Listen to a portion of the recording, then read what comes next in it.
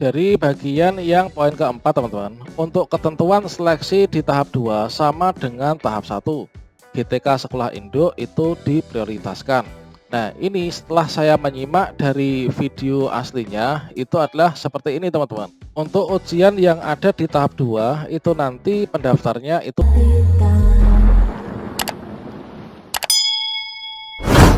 Assalamualaikum warahmatullahi wabarakatuh, sobat-sobat calon guru, selamat datang di channel calon guru. Masa-masa penantian bagi sobat guru honorer yang belum lolos tahap 1 untuk bisa memilih formasi di tahap 2. Dan bagi yang sudah lolos di tahap 1 pasca sanggah, maka kira-kira kapankah untuk pemberkasannya?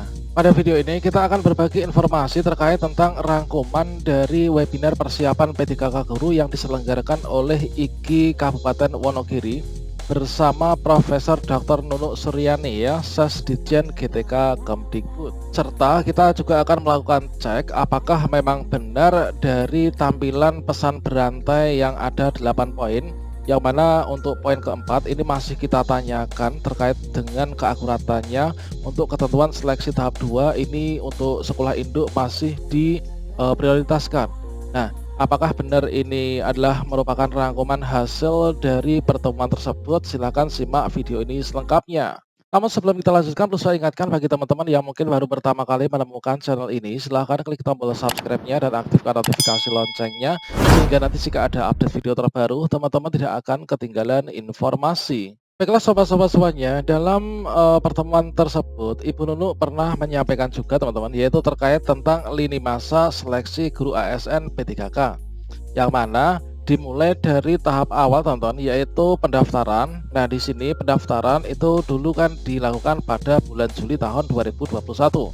Kemudian dilaksanakan setelah pendaftaran ditutup, itu berlangsung yaitu seleksi administrasi.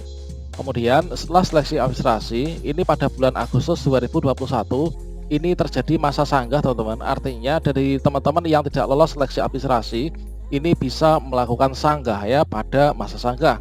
Jika teman-teman di sini lolos seleksi administrasi, maka teman-teman ini kan nanti masuk pada tahap ini teman-teman, yaitu bulan September. Ini adalah untuk ujian seleksi kesempatan yang pertama. Nah, ujian P3K Guru tahap 1 itu kemarin dilaksanakan pada bulan September. Nah, selanjutnya untuk bulan Oktober ini kosong teman-teman, tidak ada agenda kegiatan ya untuk P3K Guru. Hanya menunggu masa kepastian untuk pengumuman dan juga hasil sanggah. Selanjutnya teman-teman, pada bulan November ini sebenarnya untuk bulan November 2021 ini disampaikan ini adalah waktunya untuk melakukan daftar ulang pemilihan formasi bagi yang tidak lulus ujian tahap 1, dan juga di sini berlangsung perengkingan pengumuman masa sanggah pemberkasan yang lulus ujian tahap 1. Nah, di bulan November ini sebenarnya bagi teman-teman yang tidak lolos di ujian tahap 1 ini memilih formasi yang masih tersedia untuk persiapan nanti masuk ujian seleksi P3K Guru yang tahap 2. Bagi teman-teman yang sudah lolos di tahap 1 setelah pasca sanggah, ini adalah melakukan pemberkasan ya, karena teman-teman ini sudah lolos teman-teman. Ya, kemudian untuk bulan Desember teman-teman. Nah, bulan Desember di sini terjadilah yang namanya ujian seleksi kesempatan kedua. Nah, ini teman-teman. Namun disampaikan oleh Bu Nunuk bahwa untuk jadwal ini mengalami kemunduran ya, dikarenakan ada berbagai macam hal. Seperti juga yang disampaikan yaitu dikarenakan ada evaluasi ujian di tahap 1 yang menyeluruh, ini akhirnya ditunda. Kemudian terkait tentang untuk yang tahap 1 ini kira-kira dilaksanakan kapan? Nah, ini perkiraan teman-teman untuk tahap 1 ini dilaksanakan sesuai pada surat terbaru ini teman-teman, yaitu pada bulan November 2021. Kemudian disampaikan juga untuk bulan November itu kira-kira untuk pemilihan formasi itu tanggal berapa. Untuk di bulan November pemilihan formasi ini adalah diperkirakan yaitu sekitar pada minggu ketiga teman-teman. Nah, jadi pada minggu ketiga bulan November ini nanti akan dibuka untuk pemilihan formasinya. Jadi kalau misalkan sekarang ini masih tanggal 8, maka teman-teman tinggal tunggu saja nanti sekitar tanggal kur-kuran ya teman-teman ya. Nanti akan dibuka untuk pemilihan formasi yang tahap 2. Kemudian untuk pelaksanaan ujian di tahap 3 ini adalah nanti dilakukan untuk ujian yang tahap 2 teman-teman. Setelah kita memilih formasi tahap 2 di bulan November minggu ketiga, Kemudian untuk yang pelaksanaan ujian tahap 2 ini dilakukan pada awal bulan Desember. Nah, itu. Dan untuk yang ujian tahap 3 dan juga optimalisasi formasi nanti dilakukan pada tahun 2022. Kemudian disampaikan juga teman-teman, yaitu pada tahun 2021 ini adalah menjadi rekor sejarah baru teman-teman, karena di sini terjadi yaitu rekrutmen ASN P3K terbesar ya setelah tahun-tahun sebelumnya. Nah, di sini semua guru honorer ini bisa mengikuti seleksi. Guru yang mengajar di daerah tanpa formasi pun dapat mendaftar di daerah lain teman-teman. Guru yang melewati passing grade tahun ini namun tidak mendapatkan formasi ini dapat menggunakan hasil ya nilai tesnya yang lolos passing grade tersebut di tahun ini dan juga di tahun selanjutnya teman-teman. Jadi di sini disampaikan 506.000 akan menjadi jumlah formasi terbesar untuk perekrutan guru ASN dalam beberapa tahun terakhir. Nah, ini adalah sekarang kita masuk di tahun 2021 ada 506.249. Kemudian disampaikan juga teman-teman terkait tentang perkembangan seleksi guru ASN P3K, yang mana di sini formasi P3K guru yang ada ini adalah ada 506.247.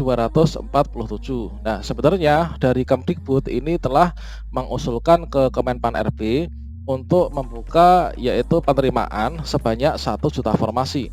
Akan tetapi dari daerah itu mengajukan formasi itu adalah totalnya adalah sekian ini ya, 506.247. Kemudian jumlah pelamar yang lulus seleksi administrasi ini sejumlah sekian ini teman-teman, 925.637. Nah, selanjutnya setelah difilter yang bisa ikut ujian tahap 1 ini adalah sekitar 629.501. Selanjutnya untuk sisanya teman-teman yang 32 ini adalah masuk ke tahap selanjutnya atau tahap 2. Nah, di sini yang masuk di tahap selanjutnya ini adalah dari teman-teman guru honor sekolah swasta dan juga lulusan PPG. Memang sesuai dengan Permenpan RB, kalau misalkan yang guru swasta dan lulusan PPG itu ikutnya di tahap 2 teman-teman. Akan tetapi melakukan pendaftaran dan verifikasi berkas itu di awal ya. Nah, ini teman-teman.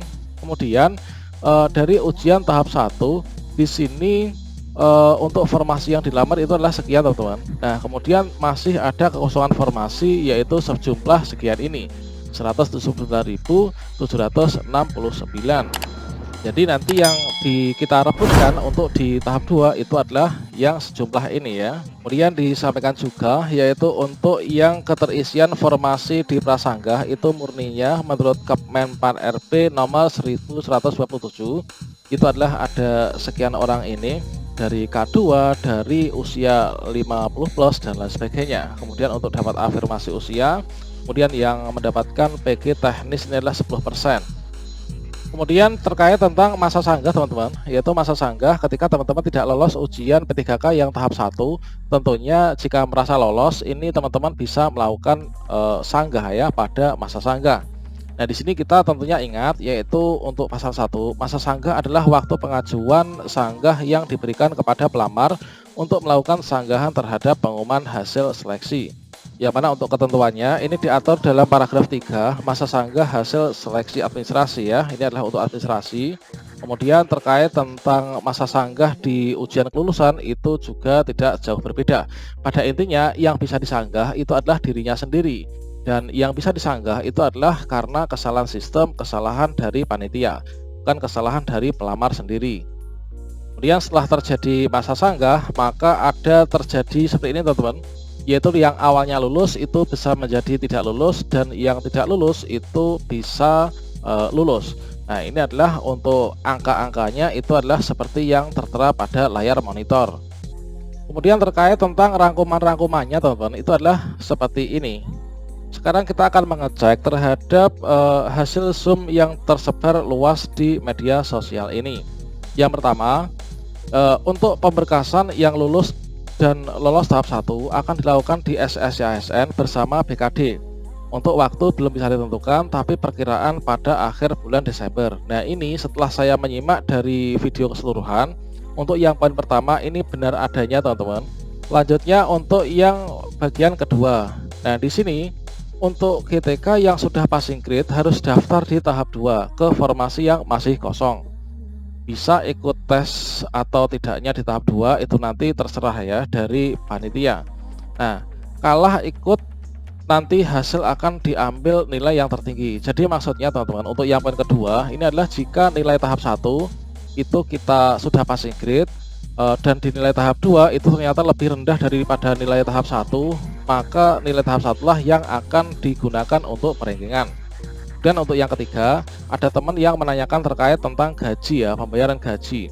Pembayaran gaji itu nanti melalui anggaran daerah teman-teman, yaitu melalui DAU, dana alokasi umum dari APBN, berasal dari pusat.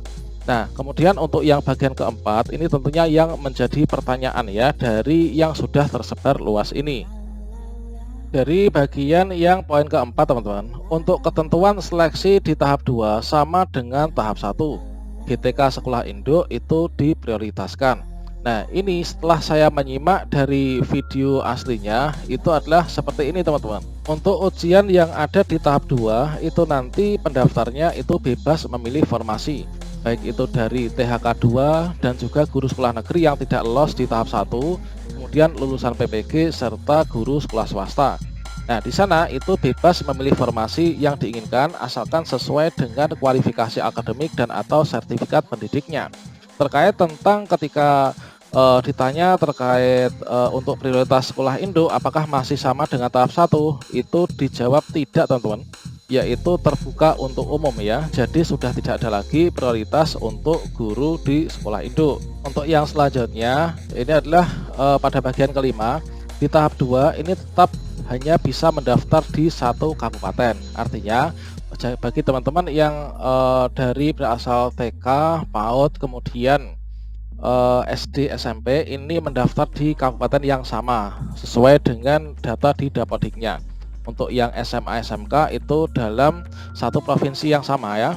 Kemudian untuk di tahap 3 barulah nanti bisa antar kabupaten. Dan untuk yang poin ke-6 teman-teman, untuk pendaftaran tahap 2 ini belum bisa ditentukan dan nanti akan disampaikan di website resmi guru-p3k.kemdikbud.go.id. Kemudian di tahap 2 tidak ada tambahan formasi lagi teman-teman. Jadi formasinya tetap nanti teman-teman itu memilih sisa formasi dari yang belum terisi pada seleksi P3K Guru yang tahap 1. Jadi nanti kita gunakan sisa formasi ya, tidak ada penambahan formasi untuk di tahap 2 nanti. Kemudian bagian yang ke-8 untuk yang passing grade, nah di tahap 1 lalu di tahap 2 belum beruntung dan tahap 3 belum beruntung, maka akan dimaksimalkan setelah tahap 3, yaitu melalui optimalisasi formasi ya. Kalau misalkan masih ada formasinya teman-teman. Nah, untuk ketentuannya bagaimana, nanti teman-teman silahkan pantau saja, kita pantau bersama-sama di guru-p3k.kemdikbud.go.id. Nah, ini adalah merupakan rangkuman dari pertemuan yang telah diadakan dari IGI dari daerah Wonogiri teman-teman. Nah, semoga bermanfaat.